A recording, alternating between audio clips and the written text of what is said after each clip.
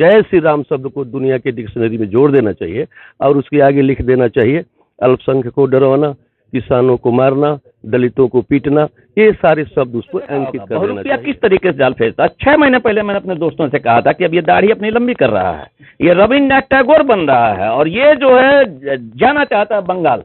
बंगाल को जीतने के लिए अब फोटो मिला ये रविन्द्रनाथ टैगोर जैसी इतनी लंबी तैयारी, इतनी लंबी 6 महीने पहले जनता से अपना इस्तकबाल खो चुकी है। ये जनता इस सरकार को जाना ही जाना है। हमेशा हर घर में बीजेपी के 2 एजेंट है, एक टीवी है और एक अखबार है, जो चीजों को गलत तरीके से रोज प्रसारित करती है। इनसे अगर बचना है तो हमको टीवी और इन अखबारों का बाइकाट करना है। मीडिया, ये जो टीवी की अफसराएं दिन रात गलत चीजें जो भेजती हैं, मैंने देखा रूबिका लियाकत जब स्टेज पे वहां चढ़ के चली गई थी, जो कल तक बाइकाट करते पास तक नहीं जाती, तो इनके पास गवर्नमेंट का सेट एजेंडा था कि जाओ अब ये घोषणा कर दो कि ये खत्म हो जाएगा, उनको उठा के जेल भेज दिया जाएगा, इनको ये कर दिया। किस तरीके से जाल फेंकता? 6 महीने पहले मैंने अपने दोस्तों से कहा था कि अब ये दाढ़ी अपनी लंबी कर रहा है, ये रविन्द्रनाथ टैगोर बन रहा है और ये जो है जाना चाहता है बंगाल। साथियों नमस्कार, मैं हूं नीरज पटेल और आप देख रहे हैं नेशन जनमत। इस समय मैं पूर्वांचल के मऊ जिले में हूं। भारत के लेनिन जगदेव बाबू कुशवाहा की जयंती यहां मनाई जा रही थी। उस जयंती समारोह में स्वाभाविक है कि इस समय ज्वलंत मुद्दा है किसान आंदोलन, तो उस पर भी चर्चा हुई। एक साथी हमें मिले जो अभी बता रहे हैं कि 20 दिन तकरीबन आप वहां रह करके आए। किस तरह का माहौल है वहां पर? मेरा नाम राघवेंद्र कुमार है और मैं बिल्कुल मऊ और बलिया के बॉर्डर पर रहने वाला हूँ। माहौल बिल्कुल, सरकार अपना जो रुख है वो तानाशाही रवैया अभी भी अपना रही है, जिससे भारत में लोकतंत्र को बहुत बड़ा नुकसान हो रहा है। आज मैं बाबू जगदेव जी के जन्मदिन पर मैं कुछ अपनी बात को व्यक्त कर रहा हूँ, मैं उनको नमन करता हूँ, लेकिन जब उनके नाम के आगे लेनिन शब्द जुड़ जाता है तो मैं ये समझता हूँ कि दुनिया में शोषितों का नेता लेनिन से बड़ा अभी अब तक कोई पैदा नहीं हुआ। और उस भाव को समझना होगा कि लेनिन सोते समय, जागते समय, मरने के बाद भी उनकी लाश पड़ी हुई है, तो पूरा बताते हैं कि लेनिन आज भी गरीबों के लिए सोच रहे हैं। गरीबों के लिए सोचने का मतलब यह है कि आज वर्तमान में जो कृषि नीति है, ये 3 बिल देश के अंदर 2 वार कर रही है। एक तो किसानों के सीने में भी, और दूसरा वो जो है क्या नाम है कि वो मजदूरों के भी सीने में जो है क्या नाम है कि वो जो तीर चला रही है। इसलिए देश के मैं बहुजन समाज से अपने, जिसकी चर्चा अभी बहुत हमारे वक्ताओं ने कहा, उनसे मैं कहना चाहता हूं कि आज सोने का वक्त नहीं है, क्योंकि अगर ये तीनों नीति पारित हो जाती है, खाद्य वस्तु अधिनियम वाली नीति अगर पारित हो जाती है, तो देश के अंदर जो गरीब लोग जिंदा रहते हैं कोटे पर और तमाम चीजें, वो सारे आधार टूट जाएंगे। तो मैं आज ये कहना चाहता हूं अपने पूरे बहुजन समाज से और पूर्वांचल के लोगों से, मैंने 20 दिन तक रहा, जिस तरीके से भारत सरकार ने जिस नजारा को दिखाया है, इस लोकतंत्र में फांसीवादी तंत्र में बदल गई है मेरी सरकार। मैंने तो वहां बहुत से मीडिया के सामने भी बोला कि अगर देश के अंदर, तो आप कहते हो किसान आंदोलन का नाम है क्या, ये पाकिस्तानी हो गया है, खालिस्तानी हो गया है, टुकड़े टुकड़े गैंग के हाथ में चली गई है।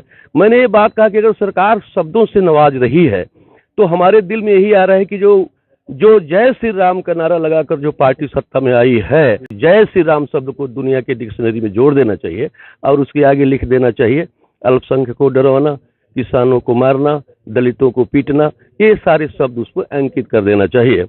आज का जो कार्यक्रम था उसकी एक खासियत ये थी कि वो बुद्धिजीवी तबका, जिसको हम समाज में अधिवक्ता कहते हैं, सोशल जस्टिस एडवोकेट फोरम द्वारा ये कार्यक्रम आयोजित किया गया था। इसलिए मेरे साथ अधिवक्ता साथी भी हैं। आपको लगता है कि जो वहाँ किसान बैठे हुए हैं, सरकार कह रही है कि सब झूठे किसान हैं, मीडिया के लोग भी इस तरह का प्रोपेगेंडा बनाने की कोशिश कर रहे हैं, आपको क्या लग रहा है असली किसान है या नकली है? नहीं, किसान तो असली हैं। मैं जनार्दन मौर्य एडवोकेट, दीवानी कचहरी मऊ, बार का पूर्व कोषाध्यक्ष रहा हूं। और जहां तक किसान बिल की बात आती है, किसान बिल को 2 शब्द में मैं बता रहा हूं कि क्यों इसकी जरूरत पड़ी। किसान बिल का सीधे सीधे अर्थ है कि अगर किसान का फसल साहूकार या कॉन्ट्रैक्टर खरीदता है तो उसका दाम साहूकार और कॉन्ट्रैक्टर तय करेगा, और अगर साहूकार और कॉन्ट्रैक्टर उस अनाज को जनता को बेचता है तो उसका दाम साहूकार और कॉन्ट्रैक्टर तय करेगा। किसान के पास कुछ नहीं रहेगा। यह स्थिति क्यों आ गई? यह सरकार आई। अब सरकार जो है जनता वोट देके बनाती है, और जनता ने वोट दिया, जनता ऐसी स्थिति उत्पन्न कर दी कि जनता ने भस्मासुर वाली सरकार उत्पन्न बना दिया। जिस जनता ने सरकार बनाया उसी सरकार ने जनता के ऊपर हाथ रखकर और जनता को जलाने का काम कर रही है। इसलिए वहाँ किसान जो है कि अपना धरना दे रहा है, किसान बिल को वापस कराना है, किसान बिल रद्द होना चाहिए। इसलिए जनता वहाँ जो बैठी, किसान बैठी है, वो बिल्कुल असली बैठी है। अच्छा, ये बताइए, आप भी अधिवक्ता हैं, सरकार जनता के वोट से चुनकर पहुंची है, यानी कि लोकतांत्रिक प्रक्रिया से, फिर इतनी अलोकतांत्रिक कैसे हो गई कि वो क्रूर जैसा बर्ताव करने लगी? किसकी गलती है इसमें? नहीं, गलती तो जनता की थी कि हम उन चीज़ों को समझ नहीं पाए, लेकिन सरकार को चुन दिया। तो डेमोक्रेटिक में अगर हमने सरकार को चुन दिया, इसका ये मतलब नहीं कि उसके पास बहुमत है तो कुछ भी करती जाएगी। जो हमारे फंडामेंटल्स हैं ला के, या जो हमारे संविधान के, उसको वायलेट नहीं कर सकती। जैसे ये कृषि बिल है, कृषि बिल, जो कृषि शब्द है वो हमारे जो स्टेट लेवल जो लिस्ट है, 3 लिस्टें होती हैं, सेंटर की, कंकरेंट की और स्टेट की। स्टेट है, इस पर वो कानून बना ही नहीं सकती। ये इसका सबसे बड़ा रहा। दूसरा, आपने क्वेश्चन पूछा कि क्या वहाँ के किसान असली है, नकली हैं। मैं इनके पहले तो ये जानना चाहता हूँ कि वो किसान असली हो या नकली हो। इन्होंने जो वर्ड यूज किया कि गद्दार हैं, वो है। तो जिस दिन ये समझ लीजिए कि हिंदुस्तान किसान सबका पेट भरने का काम करता है, वही बाउंड्री पे लोगों अपने लड़कों को भेजता है जो वहाँ के करते हैं, तो सबसे ज्यादा लाशें हैं जो लिपट के आती हैं तिरंगे किसान के घर आती है, और उस किसान को आप कह रहे हैं कि गद्दार है। तो जिस देश का किसान गद्दार हो जाएगा वो देश बच ही नहीं सकता। जिस तरीके से ये जो नीतियां इनकी चल रही हैं, ये देश टूट जाएगा, ये चल ही नहीं सकता। आप भी अधिवक्ता हैं, क्या नाम क्या है आपका? मैं प्रेमचंद कौशल, एडवोकेट, दीवानी कचहरी मऊ। जब सब लोग इतने जागरूक हो गए हैं तो सरकार ऐसा कर कैसे पा रही है कि जो भी उसके खिलाफ बोलने की कोशिश करता है उसी को देशद्रोही बता दिया जाता है?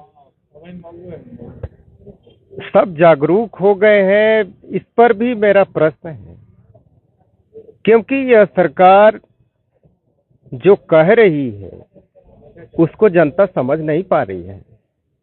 यह सरकार अधिनायकवादी राजनीति कर रही है, जबकि हमारा लोकतंत्र इसे स्वीकार नहीं करता है। हमारे देश का प्रधानमंत्री कभी अपने आप को जनप्रतिनिधि कहा ही नहीं।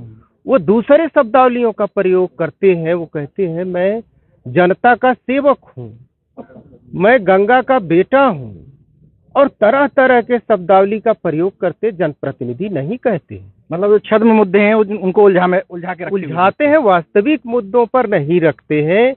और दूसरी चीजें ये है कि जो किसानों की आप बात कर रहे हैं, आजादी के बाद और आजादी के पहले भी जब देश में दूसरी शासन थे, तब भी सबका पेट पालने और सबसे ज्यादा राष्ट्रीय आय में योगदान किसान करता है।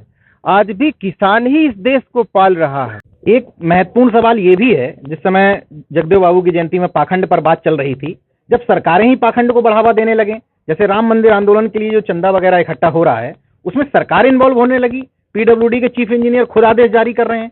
ये आपको नहीं लगता कि गैर संवैधानिक है संविधान की प्रस्तावना के साथ? मैं वो उस पर नहीं जा रहा, मैं संवैधानिक पहलू पर जा रहा हूँ कि धार्मिक स्टेट तो है नहीं भारत, धर्मनिरपेक्ष उसका स्वरूप रखा गया है।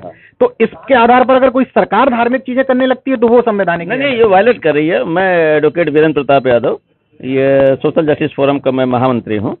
ये कोई भी सरकार इस तरीके की चीज नहीं कर सकती है। ये अगर किसी कर्मचारी को बाध्य करती है तो वो कोर्ट जाता है तो उसको उसका लाभ मिलेगा। और ये चूंकि हमारी गवर्नमेंट और जो हमारा संविधान है ये पंथ निरपेक्ष है, और जब तक उसमें कोई स्ट्रक्चर चेंज नहीं होता है जिसके लिए 2/3 बहुमत या इस तरीके से, या उसको कर भी नहीं सकता, किसी भी तरीके से नहीं कर सकता, तब तक वो किसी को कंपेल नहीं कर सकता कि आप इस तरीके से करें। और जो भी ये सरकार करे इलीगल तो है, ये अनैतिक भी है। मॉरल ग्राउंड पे भी इसका मतलब ये चीजें हैं। और ये सरकार तो जनता से अपना इस्तकबाल खो चुकी है। ये जनता, इस सरकार को जाना ही जाना है, हमेशा के लिए है।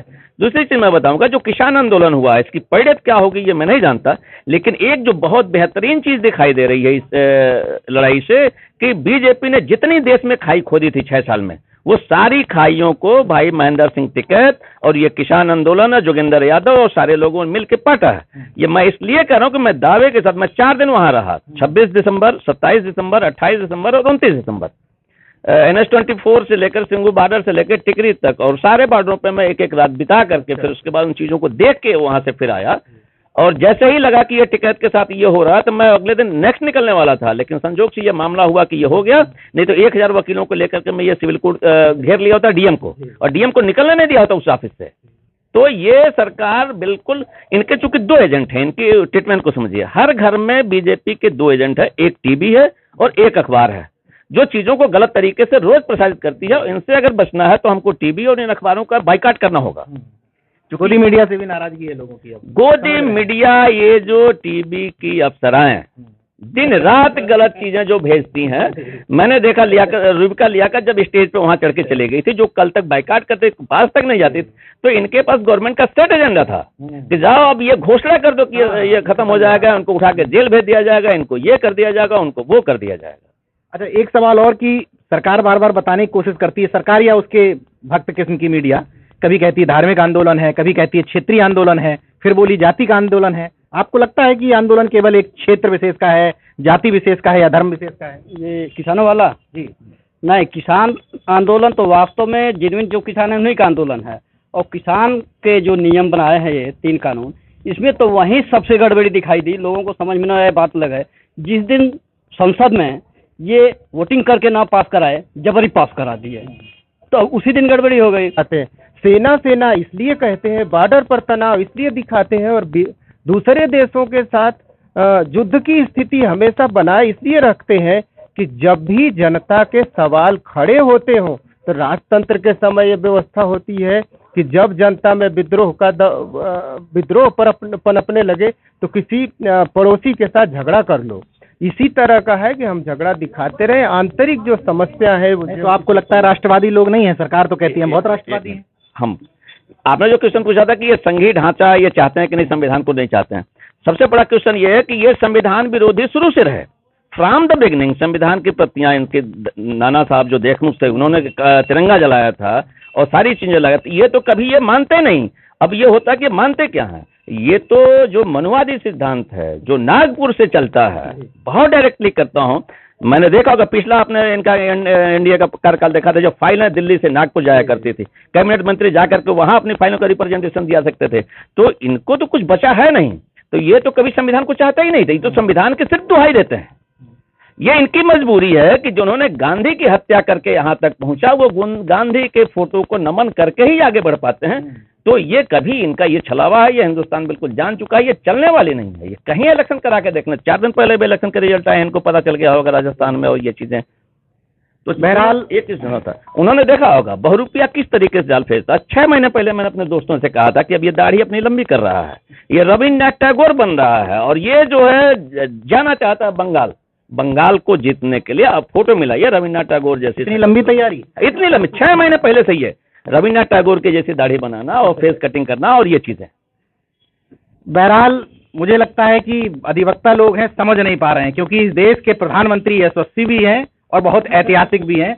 अब इनसे समझने से भूल हो रही है, सरकार की समझने की भूल है, लेकिन इतना जरूर समझ ले सरकार और उसकी ये दलाल मीडिया कि जनता को जरूर ये समझ में आ रहा है कि इन दोनों के बीच में कुछ ना कुछ गठबंधन और पैक्ट जरूर है। देखते रहिए नेशन जनमत, जागरूक और सजग बने रहिए। जय विज्ञान, जय संविधान। दोस्तों, अगर आपने मेरा YouTube चैनल सब्सक्राइब नहीं किया तो प्लीज़ सब्सक्राइब कर लें और उस बेल आइकन पर जरूर क्लिक करें, जिससे जो मेरे न्यू